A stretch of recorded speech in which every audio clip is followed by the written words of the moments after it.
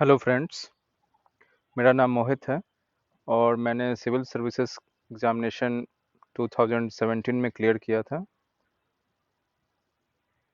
जैसा कि आप सब जानते हैं कि एसए का पेपर रिसेंटली लास्ट ईयर से बीपीएससी ने इंट्रोड्यूस किया है और इस पेपर को लेकर काफ़ी क्वेश्चंस हैं एस्पिरेंट्स के माइंड में, जो कि होने भी चाहिए क्योंकि बीपीएससी ने काफ़ी ज़्यादा इम्पोर्टेंस, काफ़ी वैल्यू दिया है इस पेपर को। आज के एक छोटे से वीडियो में हम एसए के पेपर के बारे में कुछ एनालिसिस करेंगे और एक ऐसे टॉपिक को कोशिश करेंगे डिकोड करने के लिए। सबसे पहले हम क्वेश्चन करना चाहिए हमें कि बीपीएससी ने पेपर क्यों इंट्रोड्यूस किया, इससे पेपर का क्या रेलेवेंस है। तो जैसा कि आप स्क्रीन पे देख पा रहे हैं, ऐसे पेपर जो है किसी भी एस्पिरेंट या किसी भी एग्जामिनी को इन डेप्थ इवैल्यूएशन करता है। अगर इसको और बारीकी से अगर देखा जाए तो कोई भी जीएस का क्वेश्चन हो तो किसी भी एस्पिरेंट को 5 मार्क्स या 10 मार्क्स या 15 मार्क्स में इवेलुएट करता है, जिसके लिए वर्ड लिमिट आपकी 100 हो सकती है, 150 हो सकती है, 200 हो सकती है। अकॉर्डिंगली ऑप्शनल का अगर कोई क्वेश्चन हो तो उसमें मार्क्स आपका 10, 20, 30 मैक्सिमम जा सकता है और वर्ड लिमिट भी सिमिलर पैटर्न पे रहेगा। बट अगर ऐसे पेपर की बात करें हम, तो ऐसे पेपर आपको, अगर ऐसे टॉपिक को एक क्वेश्चन एज्यूम करते हैं हम, तो वो 100 मार्क्स का क्वेश्चन होता है या 125 मार्क्स का क्वेश्चन होता है और आपकी इवेल्युएशन होती है 700 से 1100 शब्दों में, जो कि मेरे अकॉर्डिंग काफ़ी क्रिटिकल हो जाता है एक सिंगल क्वेश्चन को इतना ज़्यादा वैल्यू या वेटेज मिलना। और इस कारण हम कह सकते हैं कि उस पर्टिकुलर क्वेश्चन के थ्रू कोई भी एग्जामिनेशन या कोई भी बोर्ड आपको काफ़ी अच्छे से वैल्यूएशन करता है, काफ़ी काफ़ी डेप्थ में जाता है, जो कि किसी भी जीएस या ऑप्शनल क्वेश्चन के थ्रू पॉसिबल नहीं होता है जनरली। आगे बढ़ते हैं हम। ऐसे जब आप भी लिखते हैं 100 वर्ड के हों, 500 वर्ड्स के, 1000 वर्ड्स के हों, जनरली बड़े ऐसे की बात करता हूँ मैं जिसमें वर्ड लिमिट ज़्यादा होती है। तो मेरा मानना है कि ऐसे के थ्रू आपके कुछ फाउंडेशनल वैल्यूज़ रिफ्लेक्ट होते हैं। किसी भी एग्जामिनी का माइंडसेट क्या होता है, उसकी सोचने की दिशा क्या होती है और किस डायरेक्शन में आपके एक्सप्रेशंस या लैंग्वेज रिफ्लेक्ट होते हैं। तो कहीं न कहीं it is a reflection of foundational values of a civil servant. ये कैसे है? तो अगर मैं और डेप्थ में जाऊँ तो ऐसे पेपर के थ्रू आपकी ऑब्जेक्टिविटी चेक होती है। ऐसे पेपर के थ्रू आप कितने अच्छे से एनालिसिस कर सकते हैं किसी भी टॉपिक को, वो एनालिसिस होती है उसकी। आप बर्ड्स आई व्यू कितना अच्छा कैप्चर करते हैं, उसकी इवैल्यूएशन होती है। कितने अच्छे से आप किसी टॉपिक को 360 डिग्रीज में देख सकते हैं, कितने कॉम्प्रिहेंसिव होते हैं आप अपने ऑब्जर्वेशंस को, अपने आर्ग्यूमेंट्स को देने में, आपकी एनालिसिस कितनी अच्छी होती है। तो ये सारी बातें कहीं ना कहीं ऐसे पेपर के थ्रू इवेलुएट होती है। आगे बढ़ते हैं। अगर आप लोग न्यू एस्पिरेंट हैं तो आप अपने इस यात्रा में महसूस करेंगे, और जो लोग भी सीरियस और सीनियर एस्पिरेंट हैं उन्होंने भी देखा होगा, कोई भी कॉम्पिटिटिव एग्जामिनेशन में 1 से 2 मार्क्स की वैल्यू क्या होती है। 1 से 2 मार्क्स में 100, 200, 300, 400 रैंक तक की डिफरेंस आ जाती है। और जहाँ जीएस और ऑप्शनल पेपर की अगर हम बात करें, तो जीएस और ऑप्शनल पेपर में ये वेरिएशन आपको किसी पर्टिकुलर क्वेश्चन में 1 नंबर या 2 नंबर या 3 नंबर का डिफरेंस क्रिएट करता है सिर्फ। बट अगर ऐसे पेपर की बात करें हम, तो ऐसे पेपर में आपको एज मिलने की संभावना 30 नंबर से 50 नंबर तक की हो जाती है। ये मैं अपने पर्सनल एक्सपीरियंस से भी बोल रहा हूँ और अपने पीयर्स और अपने कलीग्स और दोस्तों के एक्सपीरियंस से भी शेयर कर रहा हूँ। और ये 30 से 40 या 50 नंबर का जो डिफरेंस होता है, आप इमेजिन कर सकते हैं, अगर 1 मार्क्स आपको 50 रैंक का डिफरेंस देता है मेरिट लिस्ट में, तो 30 मार्क्स या 50 मार्क्स का एडिशन या सब्सट्रैक्शन कितना ज़्यादा आपके मेरिट लिस्ट को इन्फ्लुएंस करेगा। तो ये एज जो क्रिएट होता है ऐसे पेपर के थ्रू, ये लिटरली मेक और ब्रेक गेम होता है। और साथ ही साथ कोई भी एग्जामिनेशन बोर्ड हो जो बीपीएससी रिक्रूट करती है या यूपीएससी रिक्रूट करती है, तो कहीं ना कहीं उनका ये भी प्लानिंग होता है कि एस्पिरेंट्स के सीरियसनेस को भी इवेलुएशन किया जाए, क्योंकि इससे के थ्रू काफ़ी चीज़ें इवेलुएट हो जाती हैं जो कि रेगुलर जीएस या ऑप्शनल पेपर के क्वेश्चन के थ्रू नहीं हो पाती है। ये एक और पैरामीटर है जो कि काफ़ी क्रिटिकल है। यूपीएससी की मेरिट लिस्ट में ऐसे पेपर का वेटेज होता है 12.3%। बट अगर बीपीएससी के रिसेंटली एडेड पैटर्न में अगर हम देखें तो ये वेटेज है 29.4%। सो आप देख सकते हैं ये वैल्यू कितना ज़्यादा है। यूपीएससी से भी ज़्यादा वैल्यू दिया है बीपीएससी ने ऐसे पेपर को, और कहीं ना कहीं कुछ ना कुछ प्लानिंग रही होगी, इस कारण से इसका वेटेज बढ़ाया गया और अकॉर्डिंगली बाकी पेपर्स का घटाया गया होगा। तो ये कुल मिला के ये बातें हो गई वाई ऐसे पेपर बीपीएससी ने या किसी भी एग्जामिनेशन में इसकी वैल्यू क्या रहती है। आपके वैल्यूएशन से लेके आपके पर्सनालिटी के रिफ्लेक्शन होते हैं इसमें वैल्यूज़ के थ्रू, आपके एनालिसिस के थ्रू, आपके लैंग्वेज के थ्रू, और आपको एज लेने का बहुत गोल्डन अपॉर्चुनिटी होता है इसमें। 1 मार्क्स 2 मार्क्स तो आप जीएस या ऑप्शनल में पर क्वेश्चन ला सकते हैं, बट अगर ऐसे की बात करें तो आप लिटरली प्लस माइनस 30 से 50 मार्क्स के होराइजन पे रहते हैं। अगर मैं अपने जर्नी और यात्रा की बात करूं तो मैंने सिविल सर्विस एग्जामिनेशन में 3 बार अटेम्प्ट दिया था। अटेम्प्ट तो ज़्यादा दिया था, 3 बार मेंस दिया था मैंने, और तीनों बार मुझे ऐसे में फर्स्ट अटेम्प्ट में 101 आए थे, सेकंड में 148 आए थे, और थर्ड में 152 आए थे, और थर्ड अटेम्प्ट में मुझे all India second highest score आया था इसी पेपर में। तो मैंने जब एनालिसिस की कि मेरे फर्स्ट मेंस से लेकर लास्ट मेंस का जो या जर्नी था ऐसे पेपर का, तो मैंने पाया कि इसमें फर्स्ट ऐसे फॉर एग्जांपल मेरी रैंडमनेस ऐसे पेपर में, मेरी इनकोहेरेंस जो ऐसे पेपर में थी वो काफ़ी ज़्यादा थी इस पेपर में। और लास्ट अटेम्प्ट जो था ऐसे पेपर का, उसमें अगर मैं इस वाले पेपर की बात करूं तो इसकी फ्लो, इसकी ब्रेविटी, इसकी ऑर्गेनाइजेशनल नेचर ऐसे पेपर की, इसमें जो एनालिसिस हुई थी, बर्ड्स आई व्यू कितने अच्छे से कैप्चर की गई थी टॉपिक के थ्रू, इसकी प्रेजेंटेशन, इसकी लैंग्वेज, मैंने पाया कि ये सारे एलिमेंट्स इस अटेम्प्ट में काफ़ी अच्छे से प्रेजेंट हुए थे, और कहीं ना कहीं इन सब बातों के कारण स्कोर अच्छे मिले होंगे मुझे। ऐसे पेपर के थ्रू काफ़ी वैल्यू एडिशंस भी होती है आपके एस्पिरेंट की जर्नी में। अगर मैं इसको और विश्लेषण करना चाहूँ, ऐसे पेपर में आप अपने लैंग्वेज को निखारते हैं, रेगुलर काम करते हैं, एक्सप्रेशंस होते हैं आपके किसी भी भाषा में हो, हिंदी में हो, इंग्लिश में हो, आपकी एनालिटिकल पावर इंक्रीज होती है, आपकी ग्रामर अच्छी होती है, क्योंकि ये सब छोटी छोटी बातों का बहुत वैल्यू होता है। और कहीं ना कहीं मेरा मानना है, मेरे अपने एक्सपीरियंस और अपने बैचमेट्स के एक्सपीरियंस से मैंने देखा है, आपकी पर्सनैलिटी पे इसका रिफ्लेक्शन होता है। और उससे क्या होता है, उससे आपके एग्जामिनेशन के लास्ट स्टेज में एज मिलता है आपको। आपका इंटरव्यू और पर्सनालिटी टेस्ट जो होता है, इन सब बातों से कहीं ना कहीं इस पर असर पड़ता है। और अल्टीमेटली हमारा एम क्या होता है किसी भी एग्जामिनेशन में, मैक्सिमाइज करना अपने स्कोर को। तो ये सब छोटी छोटी बातें वैल्यू एडिशंस के रूप में हमें मार्क्स इंक्रीज कराती है।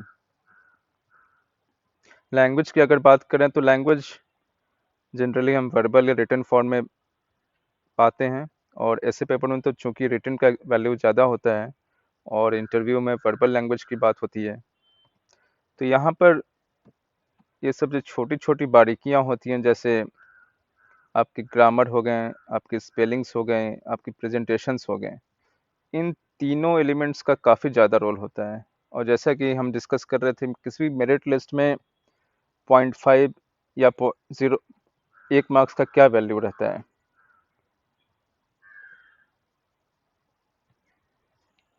तो ऐसे के पेपर में हम पाएंगे कि ये कन्वर्जन होता है 5 से 15 मार्क्स का, लिटरली आपको पता नहीं चलेगा, लेकिन आप जब 300 पेपर का अटेम्प्ट करते हैं तो आपको जो भी एक्स स्कोर आता है, इस एक्स स्कोर में इन सब छोटी छोटी वैल्यू एडिशंस का बहुत इंपॉर्टेंट वेटेज होता है, और कहीं ना कहीं आपको प्लस माइनस ये 5 से 15 मार्क्स का इंपॉर्टेंस देती है। और यही वैल्यू एडिशंस आपको सारा का सारा कन्वर्जन करा देता है आपके रैंक को। अगर लैंग्वेज के फ्रंट पे कुछ और बातें हम करें अगर, तो कोशिश कीजिए कि डेली लाइफ में आपके सोर्सेज जो हों अच्छे से अच्छे हों आपके, जैसे नॉन फिक्शन बुक्स हो गए आपके, एडिटोरियल्स हो गए आपके नेशनल डेलीज़ के। आप स्पीचेस का भी कंपाइलेशन अच्छे से कर सकते हैं, मैं बताऊंगा कैसे करना है। स्पीचेस किसी भी स्टेट्समैन, किसी भी फील्ड के एक्सपर्ट या किसी फील्ड के लीडर्स के हो सकते हैं। कोफी अन्नन हो गए, मार्टिन लूथर किंग हो गए, स्टीव जॉब्स हो गए, नेहरू जी हो गए, दलाई लामा जी हो गए। तो अलग अलग सेगमेंट में अलग अलग जो वर्ल्ड फेमस स्पीचेस हैं उनको पढ़िए आप, उनसे लैंग्वेज को ग्रैस्प कीजिए, एक्सप्रेशंस को कलेक्ट कीजिए, उससे डेली लाइफ में अवेयरनेस बढ़ाइए आप।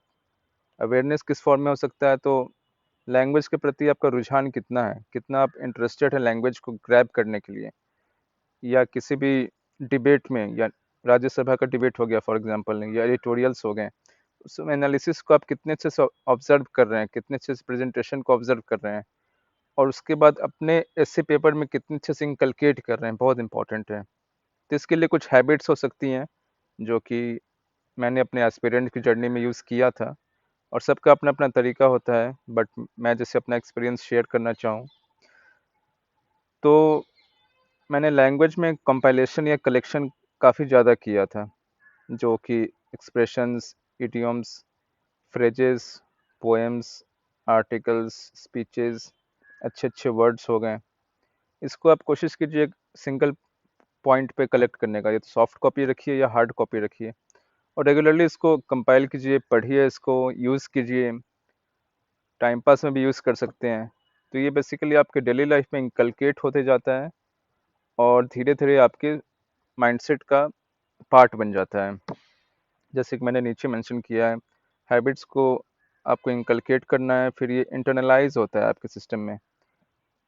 एन नंबर ऑफ टाइम्स इसको आप रिपीट करते हैं तो आपका जो लैंग्वेज होता है, एक तरह से मेरा मानना है कि ऑटो पायलट मोड में आ जाता है। ऑटो पायलट मोड से मैं कहना चाहता हूँ कि आप खुद से लैंग्वेज को क्रिएट करने लगते हैं, एक्सप्रेशंस लिखने की आप में काबिलियत आ जाती है, क्योंकि अल्टीमेटली लैंग्वेज होता क्या है, ए से लेकर जेड तक के लेटर्स को अच्छे तरीके से यूज़ करना, कितने अच्छे से आप टूल्स को या सोर्सेज को यूज़ करते हैं, इससे आपके लैंग्वेज पर रिफ्लेक्शन आता है। और मैंने एक और हैबिट डेवलप की थी अपने एग्जामिनेशन की तैयारी के दौरान। हमारा एक ग्रुप था 3 4 5 दोस्तों का, जिसमें हम ब्रेनस्टॉर्मिंग करते थे।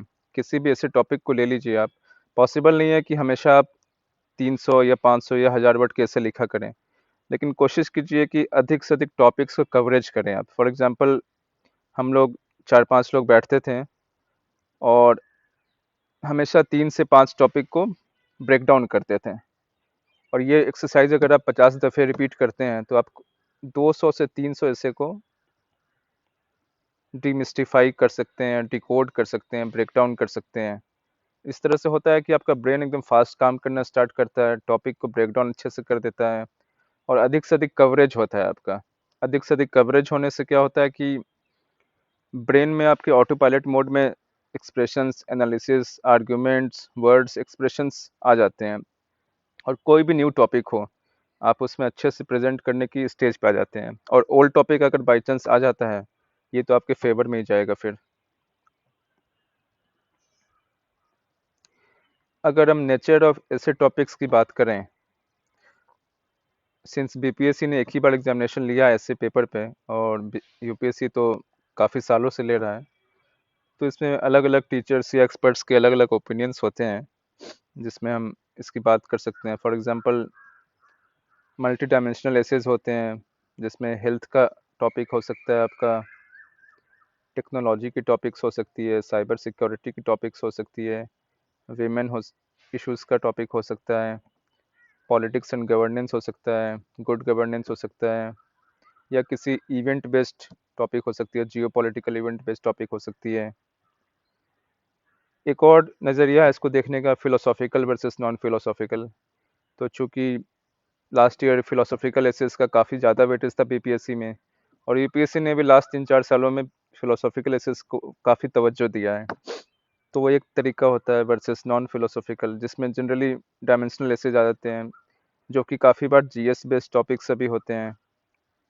तो ये तो तरीका है टॉपिक्स को डिकोड करने का, ये हमारा मेन एम नहीं है, आइडेंटिफाई करना बस ऊपर के लिए सहूलियत रहता है। एक और बात मैं फिर से एम्फेसाइज करना चाहूँगा, जो कि पहले भी किया था मैंने, प्रेजेंटेशन का बहुत ज़्यादा वेटेज है ऐसे में। काफ़ी एस्पिरेंट्स को मैंने देखा है ये सब छोटी-छोटी बातों को काफ़ी इग्नोर भी करते हैं, और काफ़ी लोगों को देखा है काफ़ी ज़्यादा वैल्यू भी देते हैं। तो सिंस मैंने बताया कि एसए का पेपर आपका 300 मार्क्स का हो सकता है या 250 का हो सकता है, जो कि जनरली 2 से 3 ऐसे टॉपिक रहता है। तो इतने बड़े क्वेश्चन के लिए आपको हर वो एफर्ट डालना है जो कि आपके हर सिंगल मार्क्स को इंक्रीज कर दें। आपकी हैंडराइटिंग अच्छी होनी चाहिए। अच्छी से मतलब ये नहीं काफ़ी खूबसूरत होनी चाहिए, वो होता है तो एज मिलेगा आपको, बट लेजिबल होनी चाहिए, क्लियर होनी चाहिए। एग्जामिनर को मार्क्स देते समय या पढ़ते समय दिक्कत नहीं हो। ओवर राइटिंग्स कम से कम होनी चाहिए। जहाँ ज़रूरत हो अंडरलाइनिंग्स करें आप, हेडिंग्स है तो हेडिंग्स पर अंडरलाइनिंग करें, सब हेडिंग्स क्रिएट करें। आपकी स्पेलिंग्स अच्छी होनी चाहिए। वर्ब्स पे मैंने देखा है कि काफ़ी लोग मिस्टेक करते हैं काफ़ी अच्छा ऐसे लिखने के बाद भी।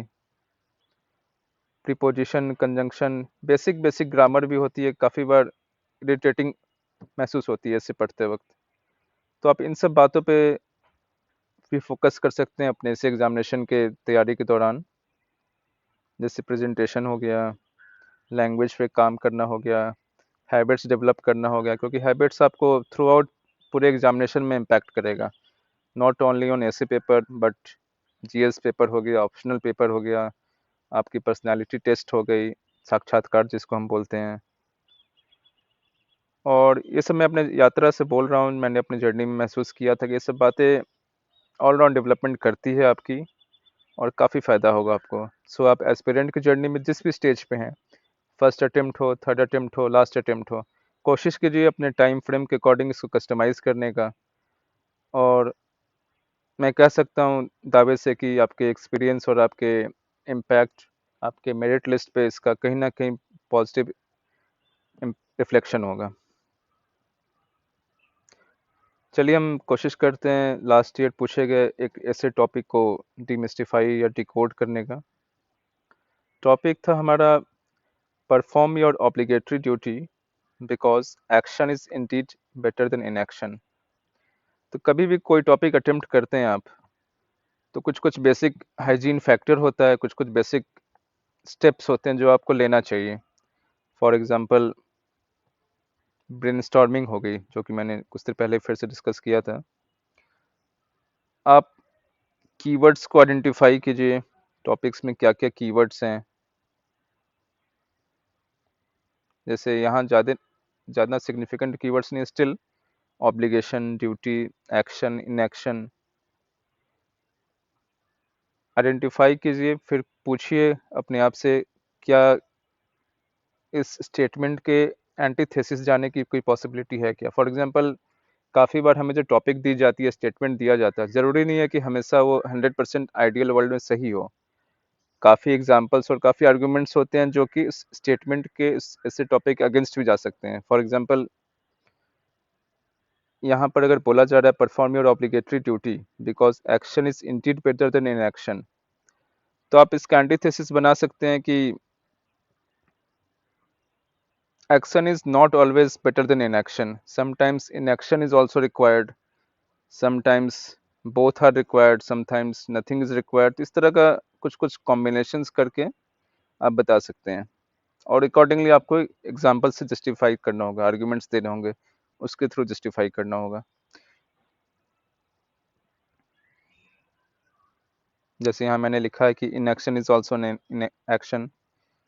फिर आप ड्यूटी वर्सेस एक्शन इनएक्शन की बात कर सकते हैं, और अल्टीमेटली बता सकते हैं कि मेरा जो स्टेटमेंट था टॉपिक का, और मैंने जो एंटीथेसिस स्टेटमेंट या आर्गुमेंट्स दिए हैं, अल्टीमेटली हमें क्या बताता है, सिंथेसिस करवाता है द बिगर रियलिटी की तरफ, द बिग पिक्चर की तरफ। तो मेरा जो क्रॉस आर्गुमेंट भी था वो बिगर पिक्चर का ही सबसेट है। हमेशा ब्रेनस्टॉर्मिंग टाइम में किसी भी ऐसे के जब अटेम्प्ट करते हैं, आप इंट्रोडक्शन को फ्रेम कीजिए, बॉडी को फ्रेम कीजिए रफ वर्क में, कंक्लूजन को फ्रेम कीजिए, क्या लिखने वाले हैं आप, फ्यूचर के पॉइंट ऑफ व्यू से लिख रहे हैं या आइडियल वर्ल्ड के पॉइंट ऑफ व्यू से लिख रहे हैं, या बुद्धिज़्म का मिडिल पाथ अपनाना चाहते हैं, या पॉजिटिव एंडिंग लेना चाहते हैं। अकॉर्डिंगली कंक्लूजन के पहले प्री कंक्लूसिव पैरा का फ्रेमिंग करना चाहिए। अगर इंट्रोडक्शन की हम बात करें तो काफ़ी तरीके होते हैं इंट्रोडक्शन को अटेम्प्ट करने का।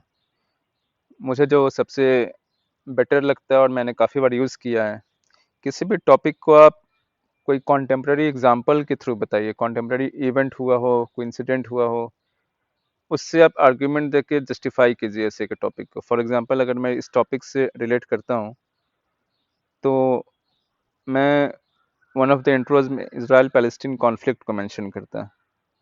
इसमें आपकी ड्यूटी क्या है, आपके समाज की क्या ड्यूटी है, आपके नेशन की क्या ड्यूटी है, इस पे मैं फोकस करता, जैसे मैंने मेंशन किया है my obligatory duty of Indian society, obligatory duty of Indian government and why action matters over inaction. ये सब बातों को आप आर्ग्यूमेंट्स के साथ और एग्जांपल्स के साथ जस्टिफाई करेंगे, तो ये वन ऑफ द वेज हो गया जिसमें आप टॉपिक को इंट्रोड्यूस कर सकते हैं। और ज़रूरी नहीं आप हमेशा एक ही एग्जांपल दें, एक भी दे सकते हैं तो एक को अच्छे से प्रेजेंट कीजिए, अदरवाइज एक और एग्जांपल ऐड कर सकते हैं। फॉर एग्जांपल स्वच्छ इंडिया कैंपेन जो गवर्नमेंट रन करती है रेगुलर बेसिस पे, उस पे आप अपनी पर्सनल ड्यूटी की बात कीजिए। अगर आप ऑफिस में एम्प्लॉय हैं कहीं या एस्पिरेंट हैं, तो उस लेवल पे ड्यूटी की बात कीजिए आप, और अकॉर्डिंगली जस्टिफाई कीजिए टॉपिक को आप कि क्यों action is Indeed better than inaction. इसका रिपरकशन क्या हो सकता है, क्या अपॉर्चुनिटी कॉस्ट आ सकती है जिस कारण से हमारा कलेक्टिव इनएक्शन सबड्यू कर सकता है हमारे एक्शन को, क्या इम्पैक्ट नेगेटिव आ सकते हैं इस कारण से। तो ये एक तरीका हो गया। काफ़ी लोग कॉन्टेम्प्रेरी एग्जाम्पल्स या इवेंट्स को नहीं बताते हैं, काफ़ी लोग एकेडमिक पॉइंट ऑफ व्यू से स्टार्ट करते हैं। जैसे अगर मैं इस टॉपिक पे एकेडमिक पॉइंट ऑफ व्यू से स्टार्ट करना हो, तो आप इसे आर्गुमेंट्स के थ्रू प्रेजेंट कीजिए, 3 4 5 आर्गुमेंट दीजिए। टाइम फ्रेम में भी बता सकते हैं आप, पास्ट में ऐसा कब कब रेलिवेंट था ये टॉपिक, या प्रेजेंट वर्ल्ड में कब रेलिवेंट था, या फ्यूचर वर्ल्ड में कब रेलिवेंट हो सकता है। तो अलग अलग तरीके होते हैं इंट्रोडक्शन को बताने के। इंट्रोडक्शन के बाद जनरली ट्रांजिशन हम बॉडी में करते हैं, जिसको मैं अलग से शेयर करूँगा। और उसके बाद based on the nature of topic हम बॉडी में सॉल्यूशंस देते हैं, और सॉल्यूशंस के बाद प्री कंक्लूसिव पैरा में हम एंटर करते हैं। उसके बाद कंक्लूसिव पैरा में एंटर करते हैं। फॉर एग्जांपल अगर प्री कंक्लूसिव पैरा की बात करें हम, तो हमारा आर्गुमेंट इस ट्रांजिशन से जा सकता है, जैसे कि this essay has very widely substantiated how the absence or half-hearted performance of obligatory duty from individual to collective level has brought, starting from natural to man-made disasters, conflicts, higher probability of doomsday predictions, degradation of universal human values, absence of interspecies and intra-sapiens harmony, and so on. This is truly a reflection of how the inactions are overwhelming the actions in the spatio-temporal dimensions. And it is not that the aversion of this can't be made irreversible.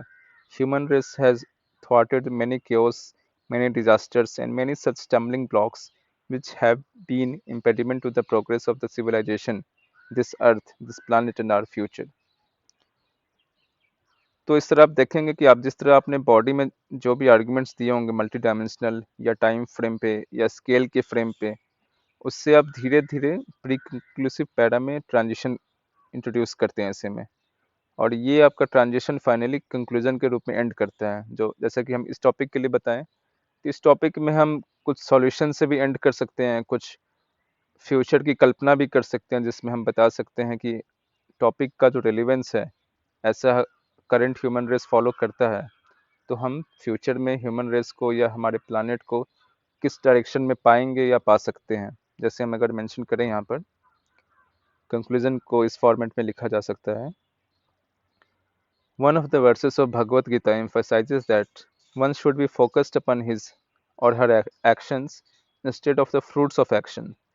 This is more relevant in today's material world, where there has been more and more of self-centricism, egocentric approaches to the art of living, whereby the individuals, the societies, the nations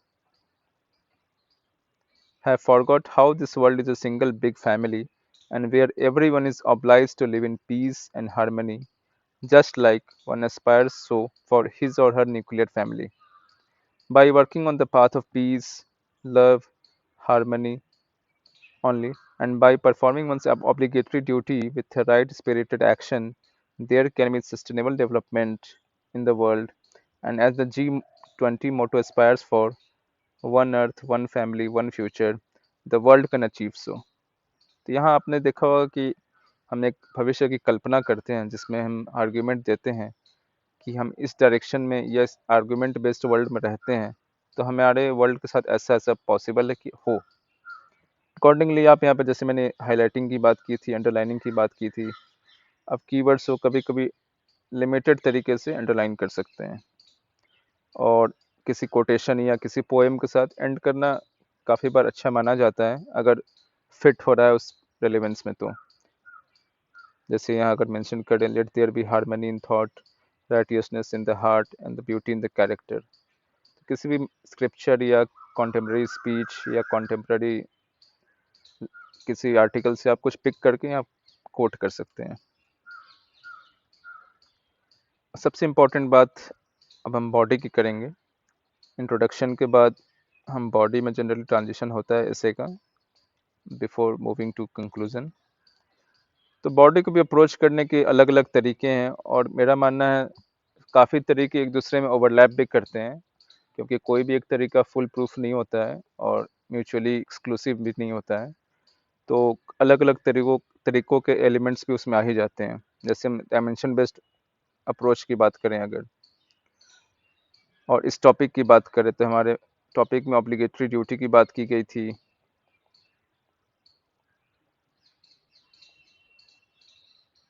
action की बात की गई थी,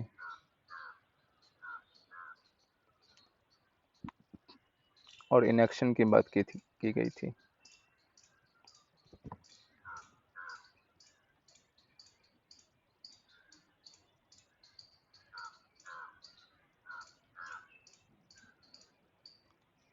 perform your obligatory duty because action is Indeed better than inaction. तो इस topic को हम break down करेंगे बॉडी में अलग अलग डायमेंशन के अकॉर्डिंग। जैसे सोसाइटल लेवल पे बात करेंगे, इकोनॉमिक लेवल पे बात करेंगे, पॉलिटिकल हो गया, जियो पॉलिटिकल हो गया, इकोलॉजिकल हो गया, लीगल हो गया, historical, technological, administrative, judicial, ethical, cultural. Possible नहीं है कि हमेशा सारे डायमेंशंस किसी भी ऐसे के टॉपिक पर रेलिवेंट हों, बट कोशिश करनी है कि अगर एक्सप्लोर करने के बाद कुछ आर्गूमेंट्स या कुछ एग्जांपल्स फिट हो रहे हैं तो हम डायमेंशन पे बात कर सकते हैं। जैसे सोसाइटी की लेवल पे बात करें तो इसराइल हमास कॉन्फ्लिक्ट जो कि मैंने बताया वो बता सकते हैं। काफ़ी डायमेंशंस एक दूसरे से कभी कभी क्लब हो जाते हैं, जैसे सोशियो टेक्नोलॉजिकल में हम साइबर सिक्योरिटी की बात कर सकते हैं। आज के साइबर सिक्योरिटी वर्ल्ड में हमारी ऑब्लिगेटरी ड्यूटी क्या है, जिस कारण से action is more important than inaction. Accordingly Jio political nature हो गया, गवर्नेंस हो गया। गुड गवर्नेंस की बात आ जाती है तो वहाँ सिटीजन की ड्यूटी बढ़ जाती है, सिटीजन सेंट्रिक गवर्नेंस हो जाता है। तो इस कारण से आप अलग अलग डायमेंशन के अकॉर्डिंग अलग अलग आर्ग्यूमेंट्स और एग्जांपल्स के थ्रू टॉपिक को जस्टिफाई करते हैं। और हमेशा कोशिश कीजिए कि आप जब डायमेंशन के थ्रू एक्सप्लोर करते हैं टॉपिक को, तो कहीं ना कहीं टॉपिक को आपको जस्टिफाई करना है, बार बार एम्फेसिस दीजिए टॉपिक पे कि ऐसा करने से therefore the relevance of the topic is standing. एक तरीका होता है कि हम टाइम फ्रेम बेस्ड बातें करें, एंशियंट टाइम से लेके मॉडर्न टाइम्स तक आएँ और फ्यूचर में ट्रांजिशन करें। पास्ट में भी काफ़ी पीरियड्स और इपोक्स और एरा होते हैं, प्रेजेंट टाइम्स हो गए, फ्यूचर टाइम्स हो गए। इसका कोई रिजिड टाइम फ्रेम नहीं है, बट ये ट्रांजिशन स्मूथली आप कर सकते हैं, और ये ट्रांजिशन आप ऊपर के मल्टी डायमेंशनल नेटवर्क से क्लब भी कर सकते हैं। जैसे पास्ट में सोशल, इकोनॉमिक या पॉलिटिकल क्या रहा, प्रेजेंट में एडमिनिस्ट्रेटिव या गवर्नेंस क्या रहा, और फ्यूचर में कल्चरल या एथिकल या जियो पॉलिटिकल डायमेंशंस किस डायरेक्शन में मूव कर सकते हैं या इवॉल्व हो सकते हैं। इस तरह टॉपिक को आप मर्ज करके अलग अलग अप्रोचेस को यूज़ कर सकते हैं। एक और तरीका होता है स्केल के लेवल पे बात करना, जैसे individual, family, society, nation, globe, earth, planet, cosmos. An number of levels हो सकते हैं जिसमें तो आप जैसे कि मैंने स्टार्टिंग में बताया था, हमारे इंडिविजुअल ड्यूटी की बात हो रही थी, individual action over individual inaction, और फैमिली की ड्यूटी, फैमिली की एक्शन ओवर इनएक्शन, सोसाइटी की एक्शन ओवर इनएक्शन, हमारे देश की action over inaction, government of India की action over inaction.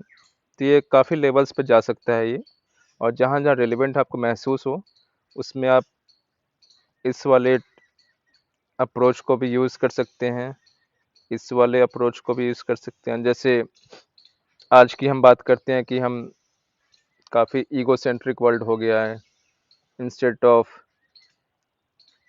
Eco centric world. ये पास्ट में ऐसा नहीं होता था, प्रेजेंट में ज़्यादा होने लगा है, मे बी फ्यूचर में और ज़्यादा हो जाए। तो आप इस अप्रोच को भी इस अप्रोच से क्लब कर सकते हैं, और जैसे कि मैंने बोला सारे अप्रोचेस एक दूसरे में ओवरलैप करते हैं। एक और काफ़ी पॉपुलर तरीका है 6W1H का, जिसको लोग अलग अलग तरीके से प्रेजेंट करते हैं। What, why, when, where, which, whose, how.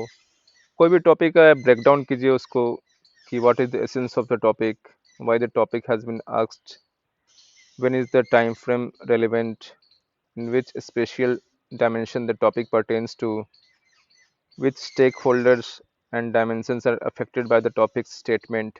तो आप ऐसा ब्रेक डाउन करेंगे तो कहीं ना कहीं आपको काफ़ी क्वेश्चंस के आंसर्स मिल जाते हैं, और काफ़ी क्वेश्चंस के आंसर मिल जाते हैं तो आप किसी तरह स्केलेटन डेवलप करते हैं ऐसे को लिखने के लिए। तो जैसा कि हम लास्ट में फिर से कंक्लूड करें इस वीडियो को, बॉडी में डायमेंशन बेस्ड से लेके टाइम फ्रेम बेस्ड, फिर स्केल के लेवल का है, फिर 6W1H हो गया। तो सारे अप्रोचेस जो हैं एक दूसरे से क्लब होते हैं, एक दूसरे से ओवरलैप होते हैं, और आपको इस ओवरलैपिंग का ही फ़ायदा उठाते हुए आर्गुमेंट्स क्रिएट करने हैं, एग्जांपल्स क्रिएट करने हैं, और लिमिटेड टाइम फ्रेम में, लिमिटेड वर्ड लिमिट में, लिमिटेड टाइम में आपको इसको प्रेजेंट करना है। प्रेजेंटेशन के लिए हमने बात की लैंग्वेज की, आपके एक्सप्रेशंस की, आपके ट्रांजिशंस की, आपकी हैंडराइटिंग की।